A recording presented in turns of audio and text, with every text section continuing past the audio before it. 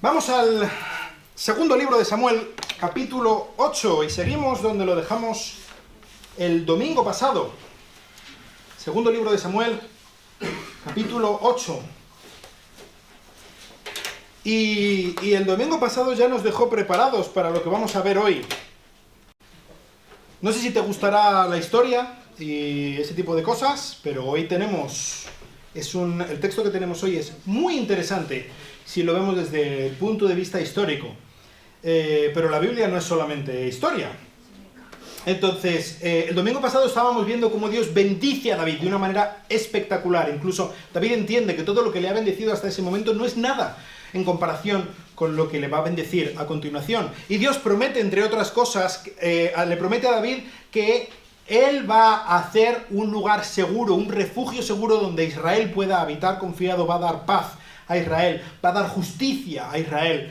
Y es precisamente lo que vamos a estar viendo hoy. Así que vamos a leer el segundo libro de Samuel, capítulo 8. Dice así: después de esto sucedió que David derrotó a los filisteos y los sometió. Y David tomó el mando de la ciudad principal de mano de los filisteos, y derrotó a Moab y los midió con cordel, haciéndolos tenderse en tierra. Midió 2 cordeles para darles muerte, y un cordel entero para dejarlos vivos. Y los moabitas fueron siervos de David, trayéndole tributo. David derrotó también a Hadadezer, hijo de Rehob, rey de Soba, cuando éste iba a restaurar su dominio sobre el río. David le tomó 1.700 hombres de a caballo y 20.000 soldados de a pie. Y David desjarretó los caballos de los carros, pero dejó suficientes de ellos para 100 carros. Cuando vinieron los arameos de Damasco en ayuda de Hadadezer, rey de Soba, David mató a 22.000 hombres de los arameos. Entonces David puso guarniciones entre los arameos de Damasco, y los arameos fueron siervos de David, trayéndole tributo. Y el Señor ayudaba a David a donde quiera que iba. Y tomó David los escudos de oro que llevaban los siervos de Hadadezer y los trajo a Jerusalén. Y de Beta y de Betorai, ciudades de Hadadezer el rey, David tomó una gran cantidad de bronce. Cuando Toi, rey de Amat, oyó que David había derrotado a todo el ejército de Hadadezer, Toi envió a su hijo Joram al rey David para saludarlo y bendecirlo, porque había peleado contra Hadadezer y lo había derrotado, pues Hadadezer había estado en guerra con Toi.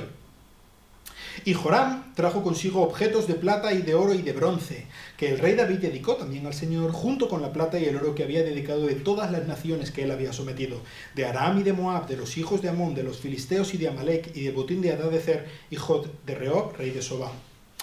Y se hizo David de renombre cuando regresó de derrotar a 18.000 arameos en el Valle de la Sal. Puso guarniciones en Edom, por todo Edom puso guarniciones, y todos los edomitas fueron siervos de David. Y el Señor daba la victoria a David a donde quiera que iba. David reinó sobre todo Israel y administraba justicia y derecho a todo su pueblo. Joab, hijo de Sarbia, era jefe del ejército. Y Josafat, hijo de Ahilud, era cronista. Sadoc, hijo de Ahitob, y Abimelech, hijo de Abiatar, eran sacerdotes. Y Seraías era secretario.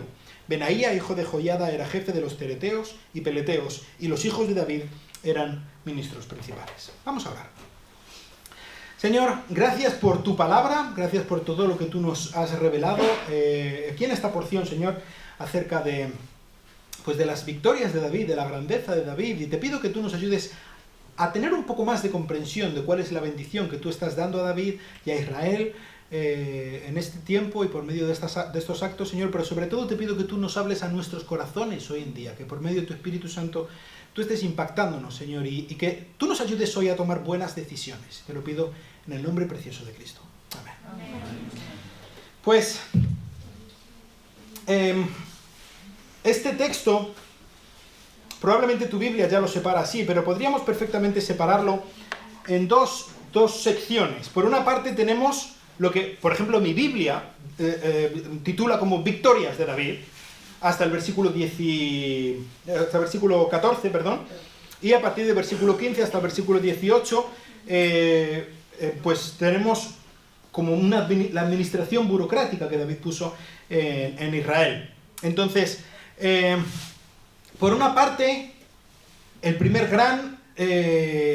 gran división de este capítulo nos habla de cómo David estaba teniendo grande victoria, tal y como Dios le había prometido. Y simplemente para que nos demos cuenta de cómo funciona, de qué manera el cronista, el narrador de este libro, de este capítulo, desde luego según Dios le dio a entender, o sea, bajo la inspiración de Dios. También ha dividido esta primera porción en dos. Y lo ha dividido por medio de un estribillo. Fijaos, en el versículo 6, dice, al final del versículo 6, y el Señor ayudaba a David a donde quiera que iba. ¿Vale? ¿Qué dice al final del versículo 14? Y el Señor daba la victoria a David a donde quiera que iba. ¿Veis? Hay básicamente lo mismo. Al principio dice el Señor ayudaba a David y el segundo dice el Señor daba la victoria a David. Pero vemos en el versículo 6 y en el versículo 14, ahí están las grandes divisiones. Este estribillo sirve de una manera para dividir el texto, para que veamos las diferentes porciones de lo que está hablando. Pero hay algo mucho más importante en este estribillo. Y es que entendamos, es subrayar, ponerlo con color fosforito. Que todo lo que estamos viendo aquí, todas estas grandes victorias, todo este engrandecimiento de David, no es porque David fuera muy inteligente y muy buen estratega. No es porque los ejércitos israelitas fueran los mejores, cada uno de su respectivo portal o cosas por el estilo. No. Es porque Dios estaba con ellos. Es porque Dios bendecía a David. Entonces vemos como este capítulo hay un sentido muy claro en el que es cumplimiento del capítulo anterior. ¿Entendéis? Dios ha prometido a David que va a engrandecerlo, que va a darle un grande nombre. Y específicamente eso se dice en este capítulo literalmente, que le dio un grande nombre cuando venció el ejército en el Valle de la Sal. Que Él va a dar un refugio seguro para Israel. Y es lo que está aquí haciendo. Entonces, para poder entender este capítulo, número 1, tenemos que entender, todo lo que vamos a ver es cosa de Dios. Esto es Dios el que lo está haciendo, ¿vale? No es David porque es alguien muy inteligente o muy buen estratega o algo por el estilo, que desde luego eso es importante, ¿vale? Y eso históricamente tiene su valor y eso afecta, y David sí que era una persona muy inteligente y muy buen estratega y muy buen guerrero y muy buen rey. Vamos a estar viendo algunas de las cosas que él hace, pero eso no quita un ápice de la grandeza, de la soberanía de Dios actuando por medio de su buen siervo David, ¿vale? Entonces, vamos un poco a ver aquí un mapa como los que me gusta a mí, para que entendamos un poco qué es lo que está ocurriendo. Este texto que tenemos hoy, específicamente, sobre todo los primeros 14 versículos, hay algunos estudiosos, historiadores, que lo asemejan, dicen que es como algo parecido a las grandes estelas que se han encontrado, por ejemplo, de los faraones egipcios o de los reyes de Babilonia o de los acadios en Mesopotamia y tal. Ponían estelas cuando había grandes reyes para declarar sus victorias, sus grandezas. Entonces tenemos diferentes estelas en diferentes sitios, como si fueran murales en los que están escritos, pues ha tenido victoria sobre este, ha tenido victoria sobre el otro y tal. Entonces, esto es algo parecido, y es como un engrandecimiento de la gloria de David. Y, por cierto, engrandeciendo la gloria de David, estaban engrandeciendo al Dios que estaba detrás de David. Pero, ¿cuáles fueron estas grandes victorias de David? Vemos en los primeros 6 versículos, como digo, dividiendo en el versículo 6, por este estribillo. Los primeros 6 versículos nos hablan de algo así como el catálogo de las victorias de David. ¿Cuáles fueron los grandes hechos, los grandes gestas de David? Pues número 1, la primera en la frente. David derrotó a los filisteos y los sometió. Hemos hablado algo de los filisteos, ¿verdad? Hemos hablado bastante acerca de los filisteos.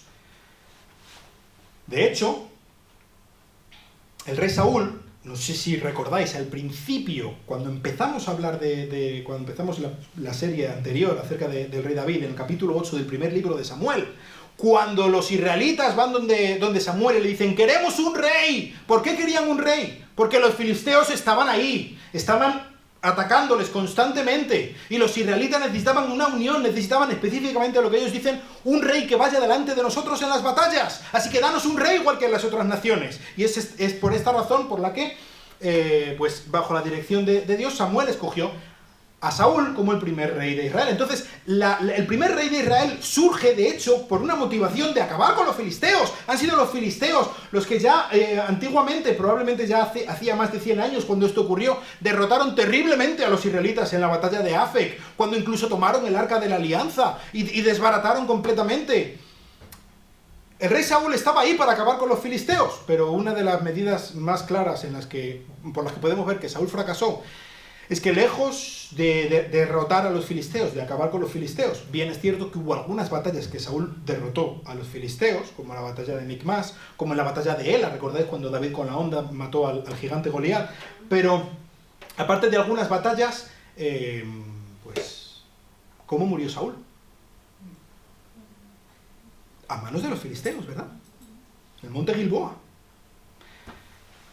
Entonces, podemos ver claramente que Saúl fracasó miserablemente en lo principal que los israelitas le habían encomendado, que es derrotar a los filisteos. Pues David derrotó a los filisteos. Aquí en el primer versículo hay una expresión que es un poco, no está clara. En mi traducción, la Biblia de las Américas lo traduce como tomó el mando de la ciudad principal, del mando de mano de los filisteos. La Reina Valera lo traduce como la brida del codo. En la nueva traducción viviente, si tienes la nueva traducción viviente, habla de Gat, de que tomó la ciudad de Gat. O, por ejemplo, la Biblia textual habla de la rienda de la capital. ¿Qué significa esto? Esto es una expresión en hebreo que no tenemos claro a qué se está refiriendo. Parece que está claro que no es ninguna ciudad en sí. No está hablando de una ciudad en específico, al menos por nombre de ciudad. Quizá es una manera en la que se expresaba en ese tiempo que tomó tributo de los filisteos, o que tomó el gobierno de los filisteos.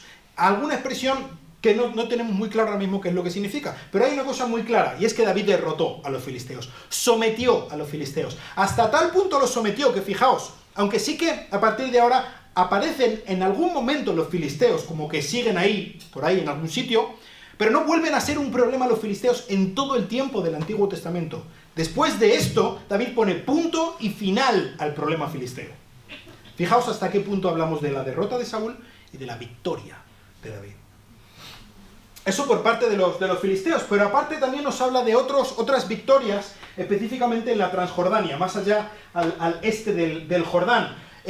Por ejemplo, nos habla de Moab. Los moabitas estaban por esta zona. No sé si recordáis cuando hablábamos del libro de Ruth, cuando la familia de Noemí fue a Moab cuando había hambre en Belén. Es que desde Belén se ve Moab, está justo al otro lado del Jordán, estaba por aquí. Y David derrotó a los moabitas, incluso aquí habla, luego hablaremos un poco más de eso, acerca del trato que dio, que puede parecernos bastante cruel, el trato que dio David a los moabitas, pero los derrotó y les exigió tributo y fueron tributarios de David. Pero más aún nos habla de otra nación, al norte, nos habla de los arameos que viven en Soba. Esto es Soba, voy a apagar aquí esta luz. Al norte, más allá de Efraín, al norte, ahí había una nación que estaba en pleno crecimiento. De hecho, dice que estaba intentando retomar el control que tenía del gran río, probablemente está hablando del Éufrates. Territorio todo este que, por cierto, forma parte del territorio que Dios había prometido a Israel, ¿vale? Que en este momento no lo controlara no significa que no es parte de la tierra prometida que Dios le había dado a Israel. Entonces, habla de que entró en guerra contra esta nación de Soba, e incluso ellos recibieron ayuda de otra nación aramea, con la capital en Damasco, y finalmente ellos derrotaron a estas dos naciones en el norte, y pues David después incluso nos habla, más adelante en este capítulo, que derrotó a los amalecitas en el sur, a los amonitas que estaban por esta zona. Entonces, lo que está aquí diciendo es, David está derrotando naciones en el norte, en el este, en el oeste, en el sur, por todas partes. David está pacificando la tierra, David está cumpliendo el pacto que Dios había dado al pueblo de Israel, que les iba a dar un refugio seguro, y ahí está David, cumpliéndolo.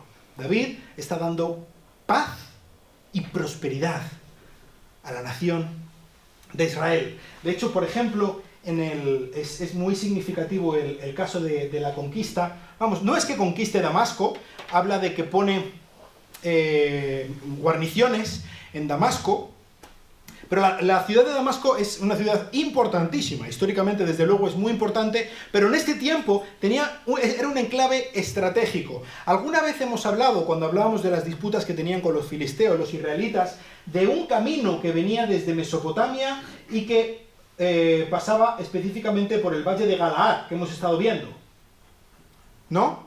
Que era el camino, uno de los grandes caminos que unían África y Asia, ¿no? Este camino se llama el Camino del Mar. Venía por aquí. Pues hay otro gran camino, otra gran autopista, otra gran ruta comercial que unía África con Asia. Las dos grandes potencias históricas, Egipto y Mesopotamia, ¿no? Una es el Camino del Mar, que pasa por aquí, por Damasco, y ya viene hacia el mar, aquí por donde están los filisteos. La otra también pasa por Damasco, y en Damasco se divide de la ruta del mar, y viene aquí por este lado del Jordán y del Mar Negro. Esta ruta se llama el Camino del Rey. Y las dos grandes rutas que conectan África y Asia pasan por Damasco. Damasco es el punto en el que se separan. Damasco era la gran capital comercial. Damasco era una mina de oro. El control de Damasco era muy, muy importante económicamente. Económicamente y también en cuanto a la paz y la seguridad que daba el tener una ruta abierta, una vía abierta tanto a África como a Mesopotamia. Entonces, desde luego que para David esto fue una gran inyección de recursos, y al tomar Damasco también nos habla de que tomó un gran botín. Entonces ya Damasco en sí tenía mucho botín. Todas estas victorias, y es a lo que va la segunda parte a partir del versículo 7 de este capítulo, todas estas grandes victorias desde luego obtuvieron grandes botines. Nos habla de los escudos de oro que tenían los soldados de Soba. Para tener escudos de oro hace falta tener mucho dinero, ¿eh? Nos habla el oro, la plata y el bronce que trajo el rey de Hamat como un gesto de buena voluntad y de amistad hacia David al haber derrotado a sus enemigos históricos, los arameos de Soba y de Damasco.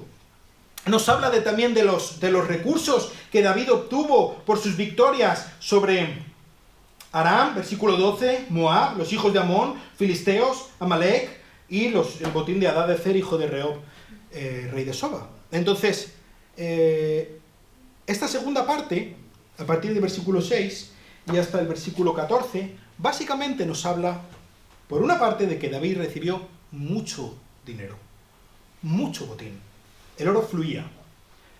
Entonces David estaba forrado. Pero eso no es de lo que nos habla.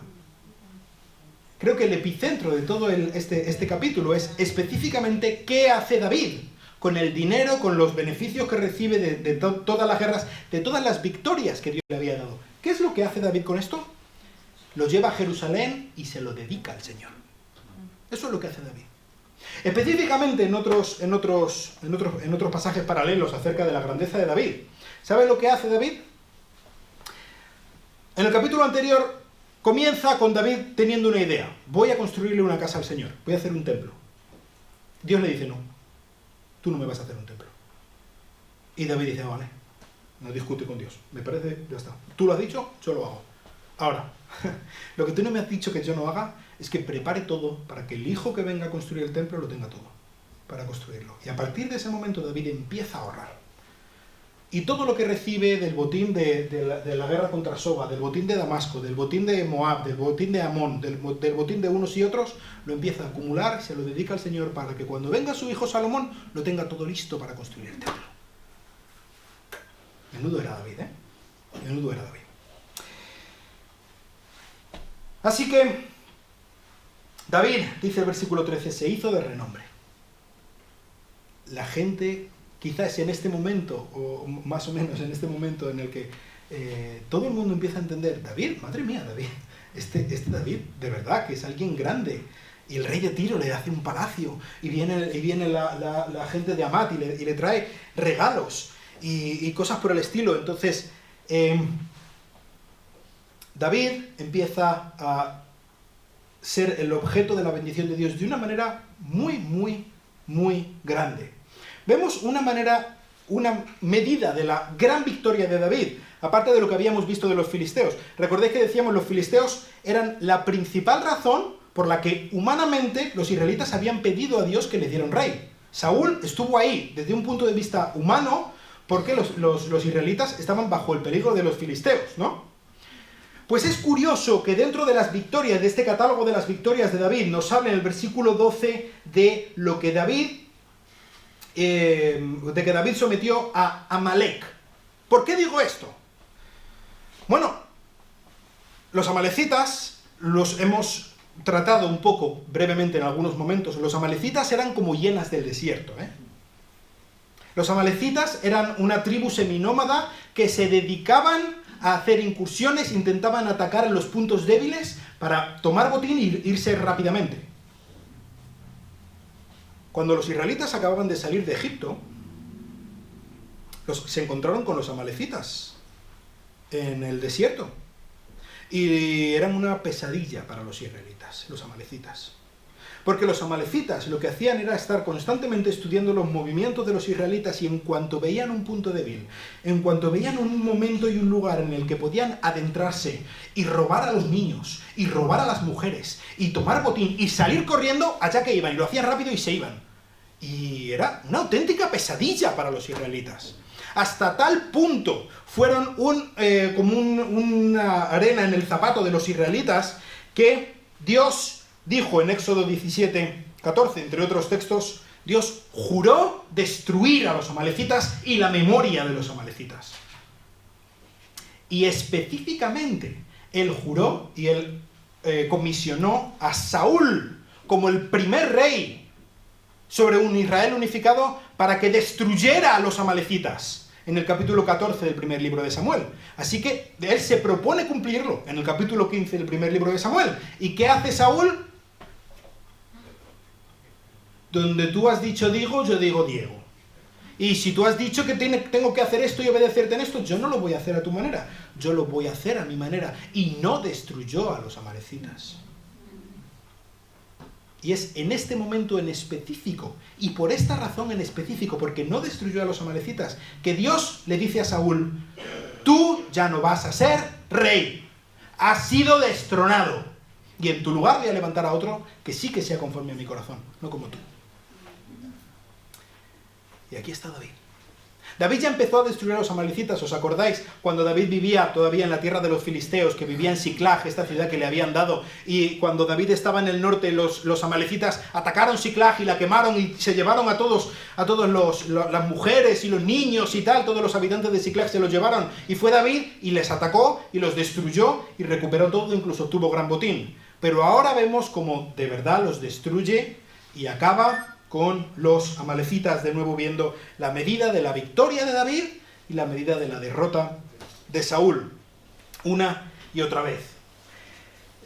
Estaba durante esta semana estudiando un poco la ciencia sociopolítica, la ciencia histórica sociopolítica, y cuáles son las diferentes fases que ellos han catalogado en cuanto a la formación o el engrandecimiento, la cohesión de un Estado, cómo se forma un Estado. Y hay 5 fases, básicamente.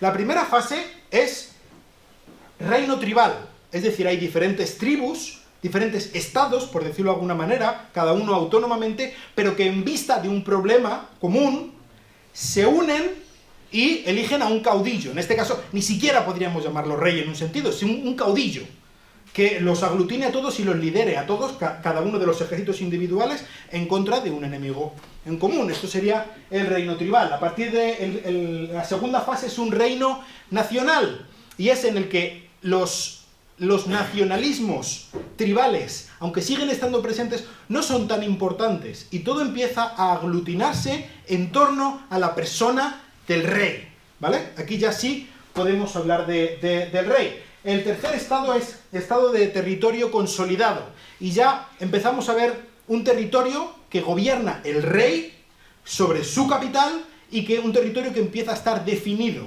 y no es tanto un poco amalgama de territorios un poco por aquí y por allá, sino que empieza a estar definido bajo un liderazgo de un solo rey. El cuarto se llama Estado multinacional y es en el momento en el que se ha pacificado el terreno y se ha consolidado el terreno interiormente, así que el Estado se empieza a lanzar hacia afuera para atacar y luchar contra los enemigos históricos que ha tenido, que están en sus fronteras. Y esto nos lleva al último estadio, que es el estadio del imperio, que es en el que este rey ya no solamente ha pacificado y controla completamente sus fronteras y no tiene competidores a su alrededor, sino que se ha lanzado hacia el exterior a subyugar a otras naciones que inicialmente no entraban a formar parte dentro de su ámbito de influencia, ¿vale? Durante todo lo que ya hemos visto del segundo libro de Samuel, desde que David empezó a ser el rey, al menos de la tribu de Judá, en el sur, hemos visto cómo David tomó un reino tribal. Un reino tribal, de hecho, en guerra entre sí, ¿no? Diferentes tribus en guerras. Él tomó este reino disgregado y sin mucha cohesión, y él ha ido progresando durante las tres primeras fases hasta este capítulo, hasta el capítulo 8. Aquí vemos como por una parte David se enfrenta, ya ha pacificado su territorio, ya tiene bien controlado y bien administrado, bien centralizado, tiene una capital burocrática, una capital militar, tiene una administración centralizada, una unificación religiosa. David ya tiene completamente controlado su reino y ahora se lanza por los enemigos históricos. Y aquí vemos como tenemos a Amón, tenemos a Moab, tenemos a los filisteos, que han sido enemigos históricos de Israel, y acaba con ellos hasta tal punto que los convierte en tributarios o sencillamente en protectorados de la nación. Y es en este momento en el que surge una amenaza de otro reino que probablemente estuviera en la misma fase de expansión, en la misma fase de las fases históricas de las que estamos hablando, y hablamos del reino de Soba, que estaba intentando incluso expandir su territorio y su influencia al río Éufrates, y aquí desde luego entran en confrontación con el reino de Israel, con el reino de David. Así que con la conquista de la tierra de Moab, de Soba, David acaba con todos los enemigos. Tiene completamente pacificado todo, incluso se está lanzando a la conquista hacia afuera de otras naciones, con lo que David entra en la fase del imperio. ¿Todo esto por qué lo digo? Porque vemos como en un corto periodo de tiempo, David ha hecho escalar, o mejor dicho, Dios ha hecho escalar al reino de Israel, lo ha hecho ascender hasta tal punto, hasta tales cotas, que no solamente es que no se haya visto nunca en la historia de Israel nada parecido, es que si tenemos en cuenta incluso toda la historia del territorio de Palestina, de Canaán, de Israel, desde el principio de los tiempos, nunca ha habido un paralelo. Ni siquiera si pensamos en la dominación egipcia del segundo milenio antes de Cristo, el engrandecimiento que David lleva a cabo en el reino de Israel no tiene paralelo alguno en toda la historia del Oriente cercano. Entonces, desde luego que esto solamente se puede explicar teniendo en cuenta el estribillo que el narrador da a este capítulo. Es Dios el que estaba con David a donde quiera que iba. A partir del versículo 15 tenemos unos pocos versículos en los que nos habla de cómo administró David este nuevo reino que estaba surgiendo, este nuevo poder que estaba surgiendo. Y es bastante interesante porque David da otro paso, no solamente en el terreno militar, ¿no?, o en el terreno territorial, conquistando y tomando tributos de otras naciones y cosas por el estilo, sino que además transforma completamente cuál era la naturaleza, la estructura del poder en Israel. ¿Os acordáis cuando David es aclamado rey de Israel? ¿Qué es lo que tiene que ocurrir? Todos los ancianos acuden donde David para hacerle rey, ¿no? ¿Cuál era la estructura? Una estructura netamente tribal. Son los ancianos de las tribus, son los ancianos de las ciudades, los que tienen el poder y la capacidad de decidir, ¿no? Así es como era. Sin embargo, ahora David no crea una estructura de poder basado en la tribu, basado en los ancianos, sino basado en el papel administrativo que cumple cada uno. Así tenemos, por ejemplo, a generales del ejército, cronistas, sacerdotes, secretarios, ministros. Es un tipo de organización absolutamente diferente. David le da una vuelta y hace que no solamente estas fases sean algo que ocurre a un nivel territorial, sino también a un nivel administrativo. David da una mayor capacidad administrativa al nuevo reino que estaba creciendo bajo su administración, bajo su gobierno. Y creo que una de las cosas más interesantes de esto es que, dice en el versículo 15, David reinó sobre todo Israel y administraba justicia y derecho. Probablemente esta sea la primera vez en toda la historia de Israel, quizá exceptuando el tiempo de Moisés, en la que hay una administración de justicia centralizada. No creo que esté diciendo aquí que David personalmente, él juzgaba a todo el mundo y que fuera todo el mundo, allí todo Israel, a contarle allí sus penas, pero sí que había una administración de justicia probablemente jerarquizada y que David estaba en control de todo. David era la última instancia, el Tribunal Supremo, era David. Así que David personalmente se encargaba de que hubiera paz en el reino, de que Israel tuviera un lugar donde habitar seguro, donde cada uno viviera debajo de su viña, en paz, criando a sus hijos tranquilamente, y que fuera un lugar seguro también en cuanto a la justicia, que hubiera equidad, que hubiera derecho. Hay algún problema que hablábamos un poco antes de esto, que a nuestras mentes occidentales y del siglo XXI nos provoca textos como este, y es un poco la naturaleza militarista del texto, ¿no? Y aquí habla, pues específicamente, por ejemplo, lo que hace con Moab. Parece ser que la expresión esta que dice que tiende el cordel y los midió con cordel, haciéndolo extenderse en tierra, que David, de los moabitas a los que derrotó, parece ser que mató a 2 de cada 3 moabitas. Entonces, David, ¿qué haces, tío? Esto se consideraría hoy en día un genocidio, ¿no? Crímenes contra la humanidad. Y a todo esto se puede hablar un montón, ¿vale? Y hay un montón de discusión, y en cuanto a esto, es uno de los temas que me gustaría hablar en cuanto a estas clases de apologética que estamos haciendo. Pero, aparte de todo eso, simplemente me gustaría que pensáramos en algo.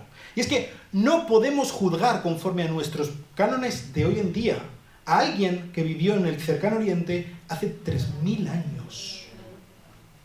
Es que es una cultura absolutamente diferente. Es una concepción de la vida completamente diferente.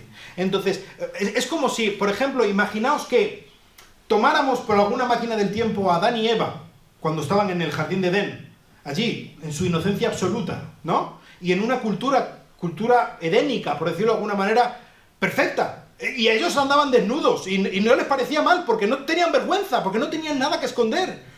Imagínate que los cogemos y los soltamos aquí en Alcalá de Henares, ahí en la plaza de Cervantes. Ahora mismo.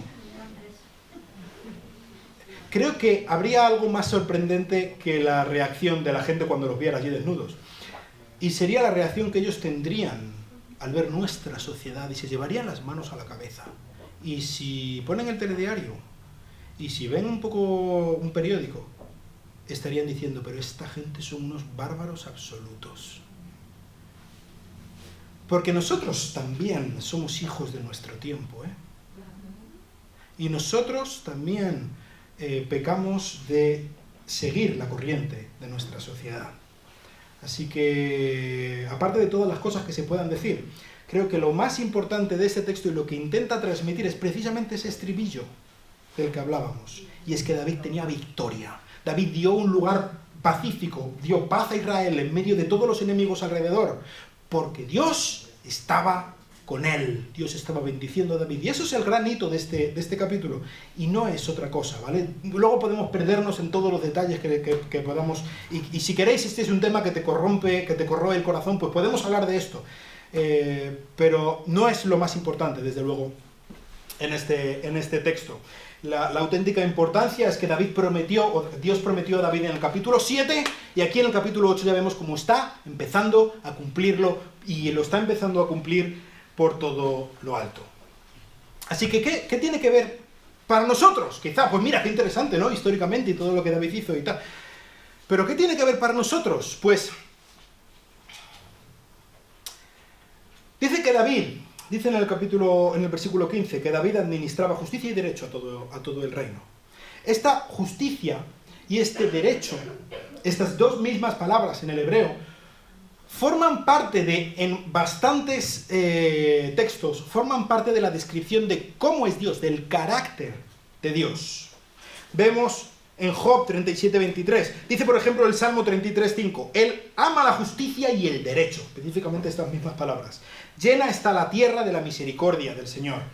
Lo vemos en Jeremías 9:24, Miqueas 7:9, en diferentes sitios está diciendo, Dios es así. Así que David está siendo un paralelo. David está siendo, ¿os acordáis lo que decíamos? El Mesías es el que media la bendición de Dios para el pueblo. Y es esto específicamente lo que David está haciendo.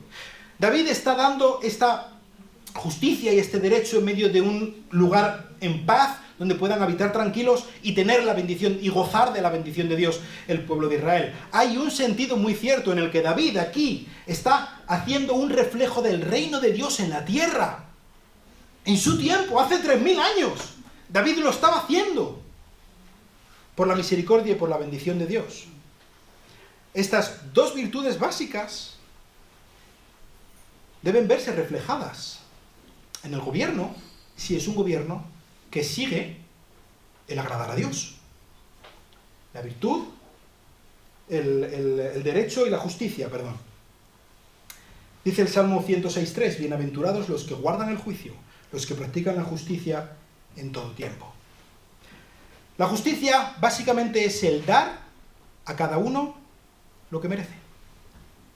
Eso es la justicia, y esa es una de las labores del gobierno. Darle a cada uno lo que merece. Específicamente, levantar a los oprimidos, levantar a los justos, y bajar a los opresores y a los injustos. Eso es lo que debe hacer un gobierno. El derecho tiene que ver con eliminar cualquier cosa que quiebre la paz, cualquier cosa que destruya el buen orden. ¿Vivimos en una sociedad que hace esto?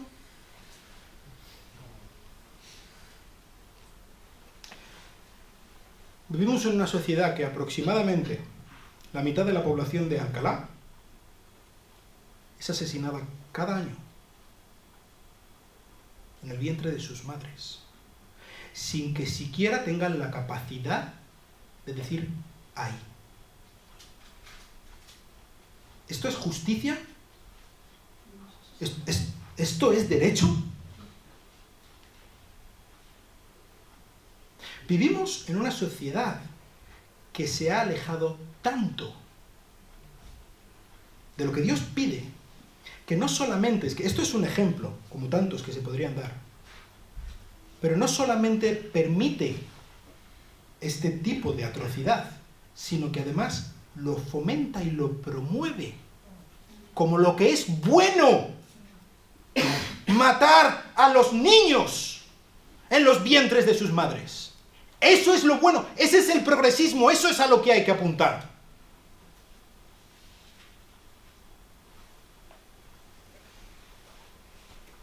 Cualquier sociedad como la nuestra, que esté promoviendo este tipo de injusticia, no puede esperar otra cosa que la ira de Dios sea derramada irremisiblemente sobre ella. Y os digo una cosa, en este sentido, a nuestro país, con todo el dolor de mi corazón lo digo, no podemos esperar otra cosa de parte de Dios. España, si no se humilla y se arrepiente y cambia, no puede esperar otra cosa que la ira de Dios. No hay nada más. Pero saben, nosotros vivimos dentro de este país. Nosotros no podemos decir, es que esos son los otros. Es Irene Montero y compañía, ¿no? Es que yo soy español. Es que el pecado de España es la suma del pecado de los españoles. Y de los que vivís aquí, aunque no seáis españoles, ¿eh? Y no podemos esperar otra cosa. Si no nos arrepentimos y cambiamos. Pero ¿sabes? El mismo Dios que prometió a David en el capítulo 7 y cumplió en el capítulo 8, es el mismo Dios que ha venido como un niño, el mes que viene lo vamos a recordar, y ha venido como el Rey, ha venido como el gran Señor. Dice Isaías capítulo 9, versículos 6 y 7. Porque un niño nos ha nacido, un hijo nos ha sido dado, y la soberanía reposará sobre sus hombros, y se llamará su nombre admirable consejero, Dios poderoso, Padre eterno, príncipe de paz. El aumento de su soberanía y de la paz no tendrán fin sobre el trono de David y sobre su reino, para afianzarlo y sostenerlo con el derecho y la justicia. ¿Os suena? Desde entonces y para siempre. El celo del Señor de los ejércitos hará esto. Y ni los pecados de España, y ni mis propios pecados van a poder parar que este hijo de David vuelva, y él sí, instaure la justicia, el derecho y la paz para su pueblo, de la misma manera que prefiguró David hace 3000 años. Amén. Entonces, ¿España necesita arrepentirse? Desde luego que necesita arrepentirse. España, más específicamente, necesita a Cristo. Amén. España necesita a este rey que vuelve. Tu familia necesita a este rey que vuelve. Tus amigos necesitan a este rey que vuelve. Tú, en tu vida, necesitas a este rey que vuelve. Muchas veces nos encanta enfocarnos en los pecados de los demás, ¿eh? Y yo personalmente nunca he llevado a mi mujer a un abortorio a que mate a mi niño. Gracias a Dios por su misericordia. Pero he hecho otras cosas que pervierten la justicia y el derecho en mi vida. He vulnerado los derechos de otros en otros casos y de otras maneras. Y yo también soy injusto y no soy quien para andar tirando piedras a nadie, más que a mí, porque es tiempo que el juicio de Dios comience por la casa de Dios. Eso es lo que Dios quiere.